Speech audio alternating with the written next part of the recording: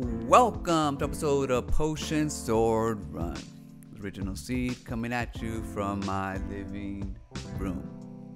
So, last week I made a video asking for information about the arcade 1-up community and whether or not there was a cult surrounding it.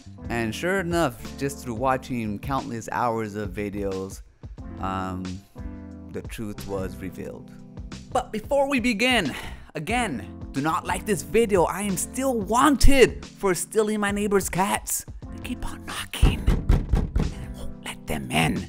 Now, yes, there is technically a cult. They named themselves the Illuminati. So this Illuminati thing, I don't know. Ralph said it publicly. Rexer did see the group chat and the other thing, but it's literally a group chat, and it's literally a group chat that's named like that because, you know, if you guys, anyone who follows the home arcade space, Ralph, can I stop you real quick? You can. If you go on and say, because this is important, Mike. I want to save Retro Ralph the headache. Okay, I want to save him the headache of what is about to happen if you go on and say that this chat is just a group.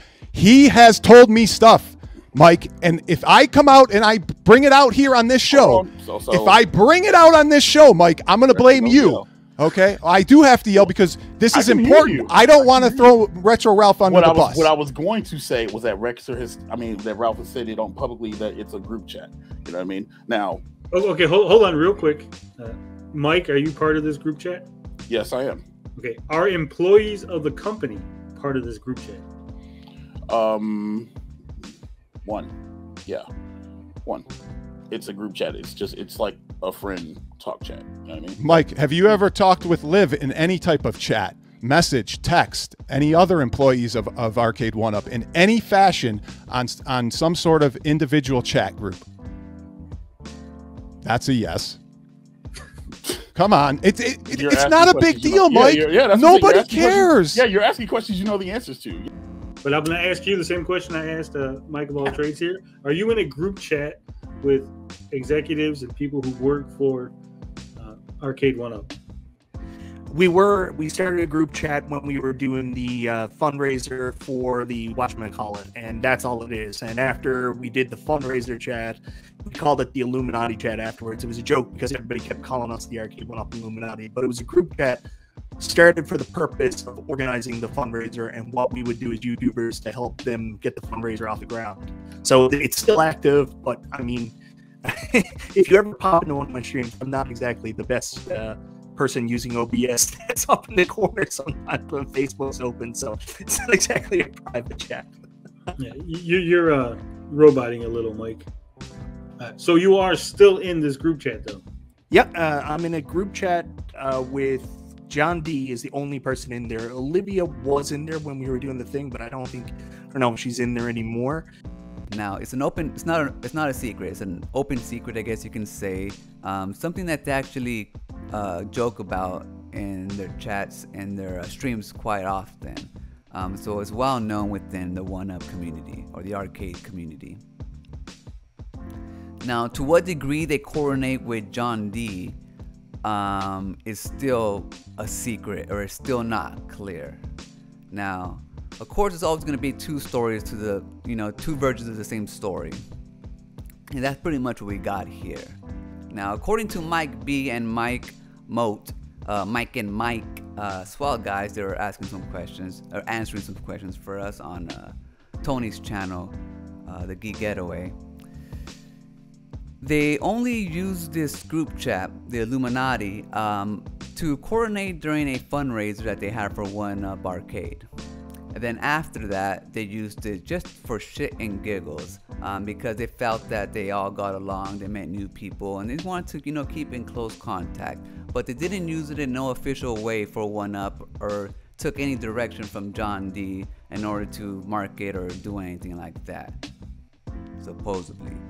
Now, the thing is, we've seen this happen before in the Amico community where Tommy Tallarico had a group of creators and YouTubers that he would and did manipulate in order to not only block other creators who were critical of said product, but Also give them heads up on how to coordinate for marketing purposes on new things that are coming out, and also to soften the blow for bad things that are coming out. Plus just to talk shit about people, as well as, you know, everyday life. So I'm not saying that the Illuminati group chat isn't used to say hello, coffee, here's a picture of my dog and stuff like that. I'm sure it does. I do it all the time with I have a group chat with my cats, you know, so we just send pictures all the time. I get it, you know, you want to send stuff that you see every day. But according to them, they don't coordinate anyway. Now, that's what they told us. And it got to a point where the Rexer show couldn't take that bullshit anymore, according to him. I mean, that's just what it seemed like to me. He had to jump back on and clarify the record. And not only do that, but kind of throw his buddy Retro Ralph under the bus and, you know, reveal a secret conversation that they had. Not necessarily actual pictures, which I'm sure he will and does have. But he got so fed up. In fact, let's just watch it.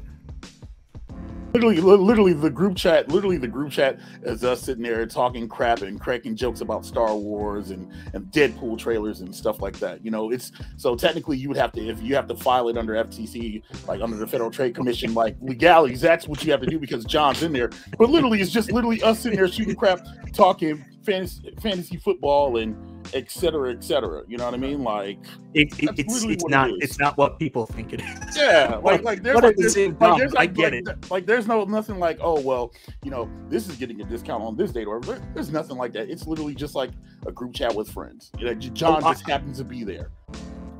So Genovi wants to know, what's the group chat situation that has Retro Ralph turned off on y'all?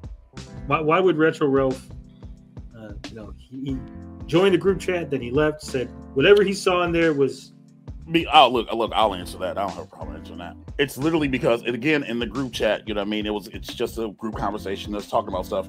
Ralph brought some topics in, you know what I mean, and literally only 2 people respond to Ralph's topics because Ralph was, you know what I'm saying, there were real topics that he wanted to talk about and discuss, and a lot of people didn't interact with them.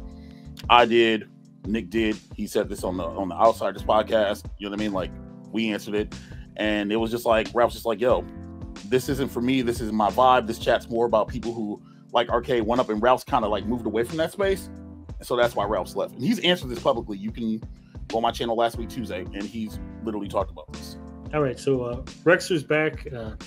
Let's try not to kill each other. Oh, I'm okay. good. I'll be professional. This is I like Rexer. Rexer's cool. Can you guys hear me enough? Can you guys hear me? Yeah. Okay.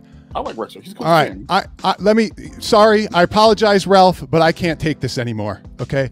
I am sorry, Ralph. What I am about to say, I am completely sorry, because I can't stand what these guys are telling the people of why you left. Retro Ralph called me and said, Rex, and I quote, if I told you what went on in that chat room, you would be absolutely sick. You would go on the stream right now. You would call out every bullshit that goes on in that stream. He said, I can't even tell you, Rex. I can't tell you. And I quote, it would make you sick. I couldn't even last 2 weeks. That's how bad it was. And I apologize, Ralph, but blame these 2 guys who crashed the stream and made me call you out and have to tell the truth about this. Don't make me tell the truth on any more, Mike. I don't want to do this. All right, Mike and Mike, stop it. I don't want to do this. Get off the stream. It hurts me that I have to tell everyone what Retro Ralph really thought of that chat and you. And he's not going to tell you, and he's going to come on here and say, that's not it, Rex. That's not it, Rex. That's not it, Rex. I'm not a liar. I'll go on a goddamn lie detector test. I will put my kid's life on the fucking line and tell you that that's what he said. And more. He was so disgusted with that chat and so pathetic of how much shilling went on, how much bullcrap went on, that he said, Rex, if you saw this, you would absolutely vomit. That's the truth. Now, before we get a big old pity party for Mike B, even though he seems like a swell guy, I have no judgment on you yet. He's also a little, what's the word? He's also not a saint as well.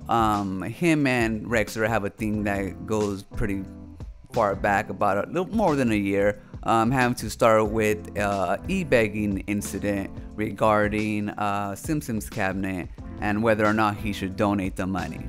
A big old fight about that, which is obviously a story for another video. But the thing about them is, and after watching all those videos that I've watched about it, the Rexer show wouldn't jump onto a stream with Mike B. And obviously the reason is probably this. He just doesn't want to blow up, and it is what it is.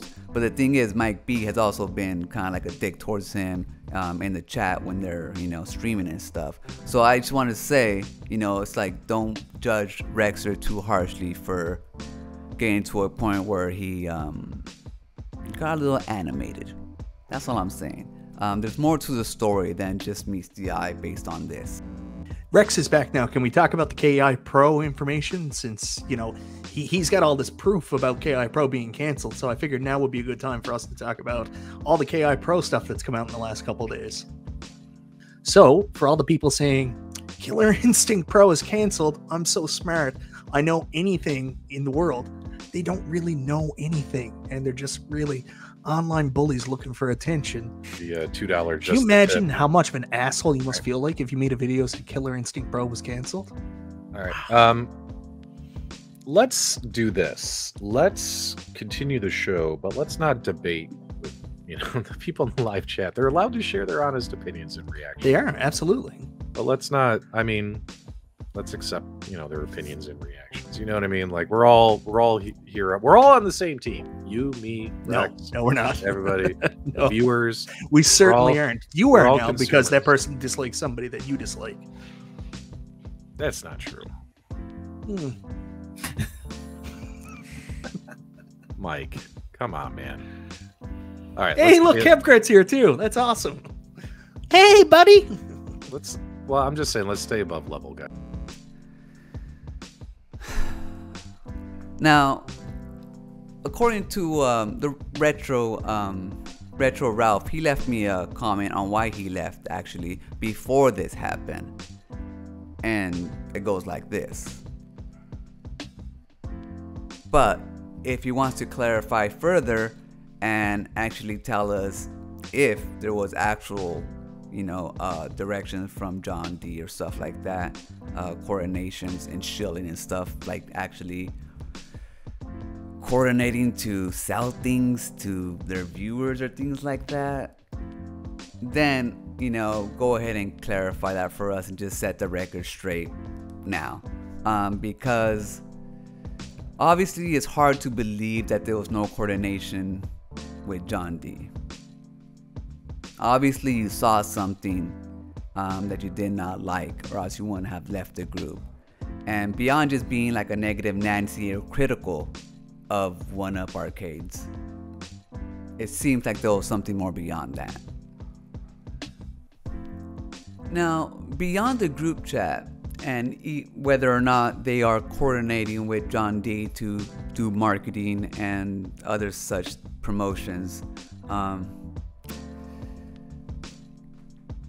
there's, even in the Amico cult, there's always a degree of cultness, because we've seen it.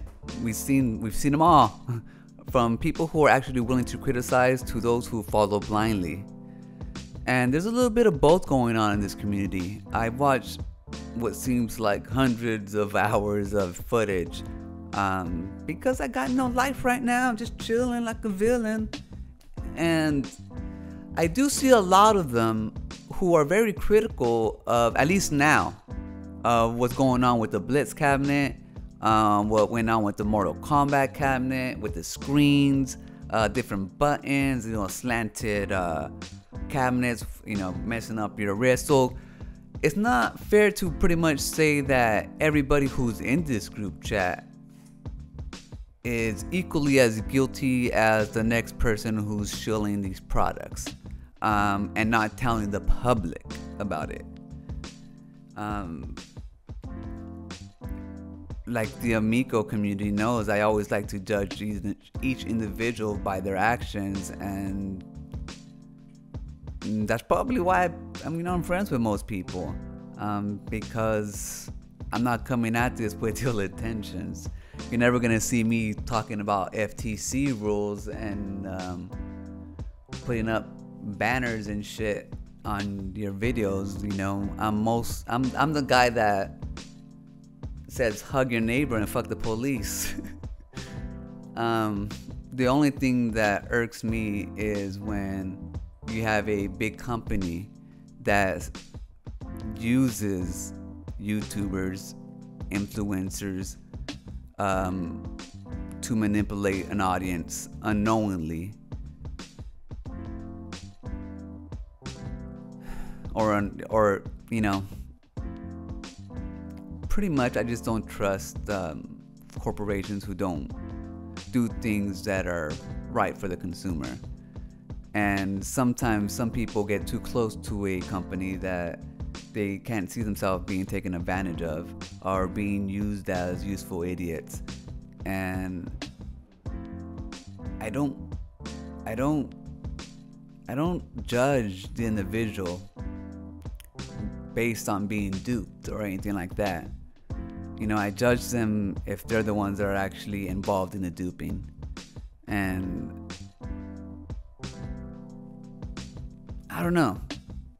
My mind's not made up. So far, what I have encountered in all these hours and hours and hours of footage is just a group of community, a community of people, gamers,